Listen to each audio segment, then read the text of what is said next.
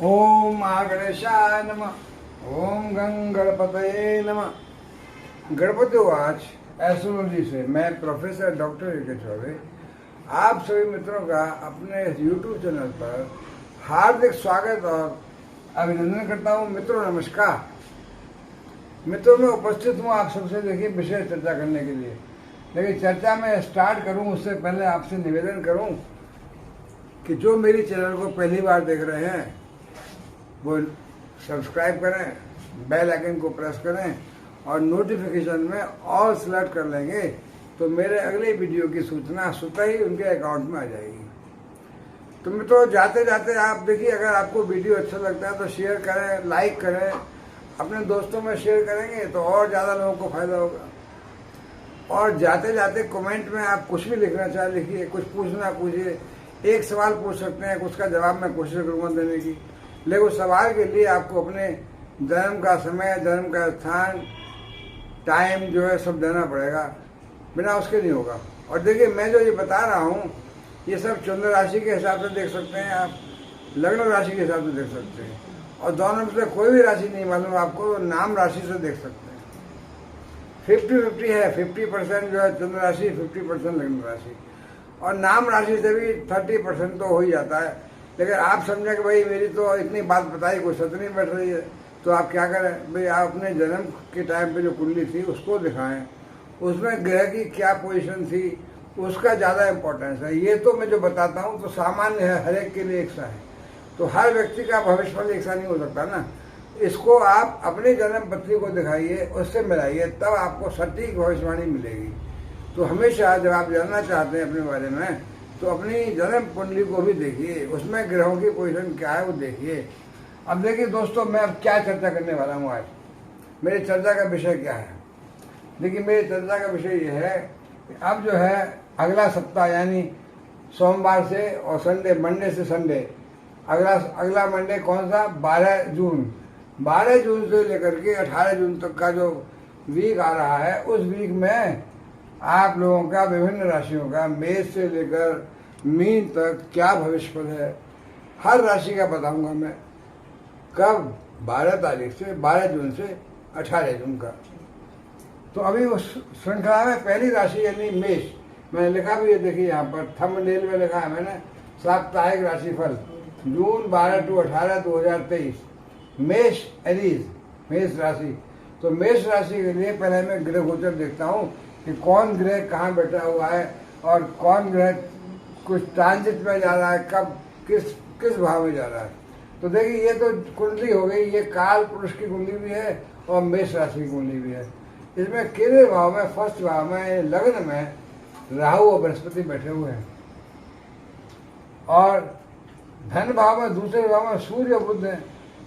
जब सूर्य यहाँ से 15 जून को शिफ्ट कर जाएंगे कहाँ? तीसरे भाव मिथुन राशि में, और चौथे भाव में शुक्र और मंगल बैठे हुए हैं। पंचम में कोई ग्रह नहीं, छठे में, सातवें में, आठवें में, नवे में, 10वें में कोई ग्रह नहीं है। हाँ, 11वें भाव में यानी लाभ भाव में कुंभ राशि में उच्च के शनि बैठे हुए हैं। 12वें भाव में कोई ग्रह नहीं है।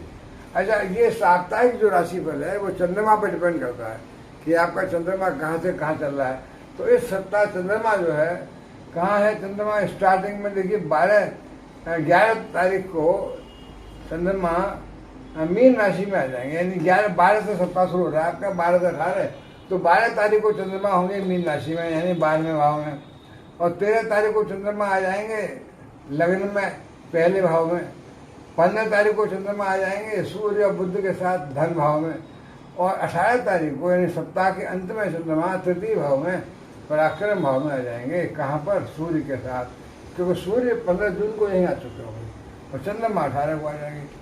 तो 12 तारीख से 18 तारीख का भविष्यफल चंद्रमा के हिसाब से प्लस विभिन्न ग्रहों का ग्रह गोचर के हिसाब से ये देखा जाएगा। देखिए अब मैं बात करता हूँ कि मेष राशि के लिए गोचर के हिसाब से और चंद्रमा के हिसाब से। देखिए मेष राशि के 13 जून को आप देखिए, 13 जून को चंद्रमा लग्न में आ गए, और लग्न में देखिए राहु हैं, बृहस्पति हैं, और राहु का बृहस्पति का जो अब तक चांडाल दोष बन रहा था, यानी बृहस्पति को राहु ने अपने नेगेटिविटी से प्रभावित किया हुआ था, और बृहस्पति अपना अच्छा फल कम दे पा रहे थे, वो चांडाल दोष दूर हो गया। तो चांडाल दोष दूर हो गया तो बृहस्पति अब अच्छी तरह से आपको अच्छा फल देंगे। तो लग्न के बृहस्पति बैठे हैं और चंद्रमा भी 13 तारीख को यहाँ बृहस्पति के पास आ गए, बहुत सुंदर योग बन गया। और यहाँ से चंद्रमा और बृहस्पति दोनों ही यानी मेष राशि के लिए बहुत जबरदस्त लाभ देंगे। लग्न में बैठ करके जातक को धार्मिक प्रवृत्ति बना देंगे। जातक जो है धार्मिक नेचर का हो जाएगा तो धार्मिक पूजा पाठ में, धार्मिक क्रियाओं में बिजी रहेगा। घर में कोई मांगलिक कार्य हो सकता है। और देखिए बृहस्पति जब यहाँ बैठे हुए हैं तो 1 2 3 4 पंचम दृष्टि से 5वें भाव है संतान भाव को, और सप्तम दृष्टि से पति पत्नी के भाव को, और नवम दृष्टि से भाग्य भाव को। ये भाग्य भाव है। तो बृहस्पति की 3 दृष्टियाँ पंचम, सप्तम और नवम पर पड़ रही हैं। तो केंद्र में लगन में बैठकर बृहस्पति मेष राशि वालों को पंचम से संतान को योग देंगे। संतान का लाभ होगा। संतान अगर एजुकेशन में है तो शिक्षा के क्षेत्र में अच्छा, पढ़ाई में लिखाई में अच्छा नंबर, आप प्रतियोगी परीक्षा में इम्तहान दे रहे हैं अगर तो उसमें सफलता मिलेगी, PCS IAS सर्विस कमीशन वगैरह में, क्योंकि बृहस्पति अब पंचम भाव को देख रहे हैं। और अगर कोई आपका प्रेम संबंध चल रहा है तो प्रेम संबंध में भी जो बृहस्पति की दृष्टि है, बृहस्पति शादी कराते हैं तो प्रेम संबंध में सफलता मिलेगी। अगर कोई आपका फ्रेंड प्रेमी रूठ के चला गया था तो लौट के आ जाएगा। और यहाँ से फिर देखिए सप्तम भाव में भी बृहस्पति की दृष्टि है, तो सप्तम भाव में पति पत्नी का भाव है, कुटुंब का भाव है, तो पति पत्नी के बीच में अच्छे संबंध रहेंगे, परिवार में अच्छे संबंध रहेंगे, परिवार के सीनियर्स जो है आपका अच्छा व्यवहार रखेंगे। और देखिए धन भाव में, दूसरे भाव में कौन है? सूर्य और बुध। कब तक? सूर्य यहाँ से 15 जून को यहाँ आएंगे तीसरे पराक्रम भाव में, तो शुरू में यानी महीने के प्रारंभ में, और 15 जून को तो यहाँ पर जो है सूर्य चले जाएंगे पर चंद्रमा यहाँ आएंगे बुध के साथ। तो सूर्य और बुध सप्ताह के शुरू होने पर 12 तारीख को दोनों मिलकर के धन भाव से मेष राशि वालों को धन की तो बारिश करेंगे ही करेंगे भाई। आपके धन की बारिश, हाँ धन की बारिश को सूर्य भी है और बुध भी है। बुध जो है बुद्धि के दाता, बुध जो है व्यापार के दाता। तो अगर आप देखिए यहाँ से जो है दृष्टि जा रही है सूर्य की, बुद्धि की अष्टम भाव में। अष्टम भाव कहता है गुप्त धन का। आपको अचानक धन की प्राप्ति हो सकती है। शेयर मार्केट में, सट्टे में, जुए में, लॉटरी में अचानक धन की प्राप्ति होगी, क्योंकि बुद्धि की दृष्टि भी और सूर्य की दृष्टि भी पड़ रही है अष्टम भाव में। तो गुप्त धन यानी आपको अचानक से पता नहीं चलेगा कहाँ से धन आया है, तो वो आ सकता है, क्योंकि धन भाव में सूर्य और बुध दोनों हैं। सूर्य तो फिर आपको अपनी तरह चमका देंगे, इतना धन देंगे आपको कि बस अपनी तरह चमका देंगे। और 15 तारीख को पराक्रम भाव में जो सूर्य आ जाएंगे तो पराक्रम भाव में आकर के आपसे परिश्रम ज़्यादा कराएंगे। जितना परिश्रम करेंगे उतना ही धन मिलेगा। नौकरी में परिश्रम करेंगे तो धन मिलेगा, व्यापार में परिश्रम करेंगे तो धन मिलेगा। व्यापार में निवेश करते हैं, धन का व्यय करते हैं तो सोच समझ के कीजिए, अपने सीनियर से राय लेकर कीजिएगा, बड़ा नुकसान हो सकता है।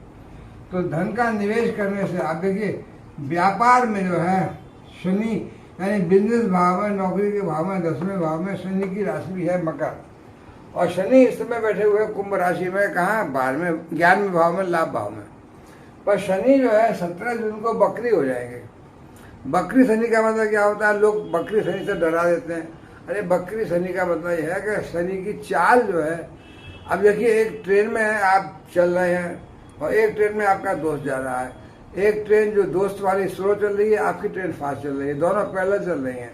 तो आपकी ट्रेन फास्ट है तो आप तो आगे जाएंगे, तो आपको ऐसा लगेगा कि आपका दोस्त जो है स्लो यानी बैक जा रहा है, क्योंकि उसकी ट्रेन धीमे चल रही है। तो आपको ऐसा आभास होगा कि वो बैक बकरी चल रहा है यानी पीछे को चल रहा है, जब वो भी आगे आ रहा है। रिलेटिवली आपका मोशन इतना तेज है कि उसका स्लो है तो आपको ही लगेगा। अब बस में जाते हैं बैठ के तो सारे पेड़ लगते हैं उल्टे चलते हुए, लगे कोई चल नहीं रहा होता है, तो ये बकरी की तरह रहती है, यानी उल्टी की चाल। मालूम पड़ेगा ये आपको बैक में जाना है। तो शनि की बकरी चाल हो जाएगी, क्योंकि गुरुत्वाकर्षण के फोर्स की वजह से कुछ हर ग्रह बकरी होता है, कुछ एक को छोड़ के, सूर्य को छोड़ के, चंद्रमा को छोड़ के ज़्यादातर लोग ग्रह बकरी होते हैं, क्योंकि उनका ग्रेविटेशन का, सन का, इसका डिस्टेंस का ऐसा होता है। तो अब इस समय देखिए शनि 17 जून को बकरी हो रहे हैं। बकरी शनि रहेंगे 4 नवंबर तक। तो बकरी शनि को मैं कहता हूँ स्ट्रॉन्ग ज़्यादा। क्यों?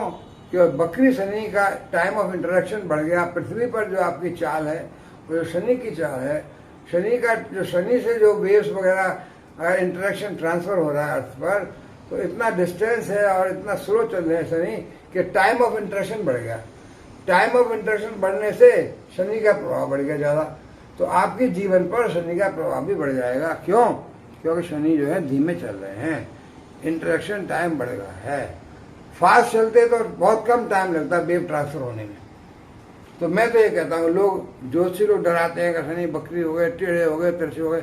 अरे ऐसा कुछ नहीं होता। शनि कोई आदमी है तो टेढ़ा हो गया, तिरछा हो गया। शनि एक ग्रह है और पृथ्वी से इंटरेक्शन तो है, वेव कुछ इलेक्ट्रोमैग्नेटिक वेव जनरेट हो, कुछ हो, ट्रांसफर तो होता है, तो उसका इफेक्ट होता है। लेकिन लोग कहते हैं साइंटिफिक है। मैं कहता हूँ साइंटिफिक तो है ज्योतिष, लेकिन व्यवहारिक साइंस है ये। वो आप देखिए, इतनी जन्म कुंडलियाँ लोगों की देखी गई, पुराने लोगों की, और किसने कैसा रहा उसका जीवन, उससे आप एक निष्कर्ष निकाल सकते हैं कि ऐसे ऐसे ग्रह यहाँ भाव में बैठे हो तो ये आदमी का जीवन ऐसा रहा। उससे निष्कर्ष निकाल के आप कुछ फॉर्मूला बना सकते हैं, और वो आपने लिख दिया, वो फॉर्मूले बन गए, छोटे छोटे फॉर्मूले। उसमें लिखा हुआ है कि अगर पंचम भाव में यह ग्रह बैठा है तो ऐसा होगा। तो इसमें साइंस कहाँ से आ गया? बहुत से ज्योतिषी बहस करते हैं कि साहब एस्ट्रोलॉजी साइंस है। साइंस है, मैं भी कहता हूँ साइंस है, पर व्यवहारिक बिहेवियरल साइंस है। मतलब जो व्यवहार की वजह से जो पाया आपने वो लिख दिया किताबों में, फॉर्मूला बना दिया। वैसे कोई साइंस नहीं है कि कहीं फिजिक्स और मैथमेटिक्स लगता हो। हाँ, एस्ट्रोनॉमी है, एस्ट्रोनॉमी में मैथमेटिक्स लगता है, वो तो ग्रहों की चाल है। लेकिन कौन ग्रह कहाँ बैठा हुआ है, क्या फल देगा, इसमें कहाँ साइंस है? ये सब पाया गया है, ऐसे ऐसे ग्रह बैठने से ये फल होगा, वो लिख दिया गया है। वो हो रहा, पाराशरी हो रहा, उसमें किताबों में फॉर्मूले बने हुए हैं कि भाई शनि यहाँ बैठा है तो ऐसा होगा। तो ये ऐसा ही है, बहुत सी चीज़ें, होम्योपैथी भी ऐसा ही है कि ये दिया गया दवाई तो ऐसा हुआ। तो उसको आप ज़्यादा मत सोचिए कि साइंस है तो क्या हुआ। नहीं, मैं बता रहा हूँ ये सब व्यवहारिक साइंस। आपकी कुंडली में ये ग्रह ऐसा था यहाँ बैठा है तो ये फल, ये हमने लिखा हुआ है किताबों में, इसलिए वो बता रहे हैं। कोई साइंटिफिक मेथड नहीं है जो बता दे कि भाई शनि यहाँ बैठाते हैं क्यों होगा, या सूर्य यहाँ बैठाते हैं क्यों होगा। वो सब ऐसा पाया गया, वो किताबों में लिख दिए गए, फॉर्मूले बना दिए गए। तो वही मैं बता रहा हूँ कि आप जो है देखिए, सुख भाव में शुक्र और मंगल दोनों बैठे हुए हैं। शुक्र जो है ऐश्वर्य दाता है। शुक्र जो है, शुक्र को वीनस भी कहा जाता है, सुंदरता की देवी, और शुक्र वैसे दैत्य गुरु भी है। तो शुक्र जो है स्त्रियों से संबंधित व्यापार, जैसे कि हीरे है, डायमंड ज्वेलरी है, या गारमेंट्स हैं, लेडीज की ड्रेसेस हैं, फिल्मी उद्योग है, ऐसी इंडस्ट्रीज में जहाँ शुक्र से संबंधित जो व्यापारी काम करता है उसको इसमें बड़ा लाभ होगा। क्योंकि शुक्र जो है चौथे भाव में बैठे हुए हैं मंगल के साथ, और शुक्र की दृष्टि पड़ रही है 10वें भाव पर, व्यापार के या नौकरी के भागों में। तो शुक्र का जो अधिक, शुक्र की राशि जो है सप्तम राशि, तुला राशि सप्तम भाव में। तो इस तुला राशि को भी जो है यहाँ पर शुक्र जो अच्छे बैठे हुए, भूमि भवन वाहन, यानी आपको इससे अच्छी गाड़ी चाहिए गाड़ी मिल जाएगी, मकान बदलना मकान मिल जाएगा, भूमि भवन बंगला गाड़ी सब कुछ आप अपनी चॉइस के हिसाब से खरीद सकते हैं। बेचना चाहें तो बेच सकते हैं, उसमें भी लाभ होगा आपको। तो चौथे भाव के शुक्र और मंगल, और इनकी दृष्टि यहाँ पड़ रही है 10वें कर्म स्थान में। तो कर्म स्थान में तरक्की, नौकरी में तरक्की, व्यापार में तरक्की, पद प्रतिष्ठा, मान सम्मान, वेतन में प्रमोशन, तरक्की, सब कुछ मिल सकता है इस समय। और देखिए चंद्रमा जो है, मैंने बताया कि 15 तारीख को धन भाव में आ गए।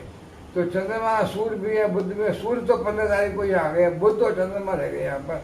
तो अच्छी सात्विक, मतलब कहीं आप नंबर 2 का पैसा नहीं, ईमानदारी का पैसा कमाएंगे।